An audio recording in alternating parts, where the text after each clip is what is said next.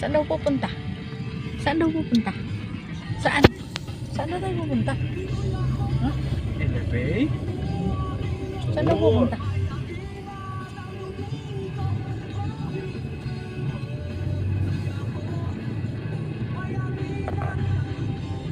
Tarik naman ang ginawang daan.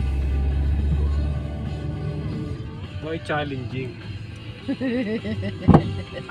Kita mo sumayan pa yung Ang sakit. sumayan pa yung ano. Sa tabi ng elevate.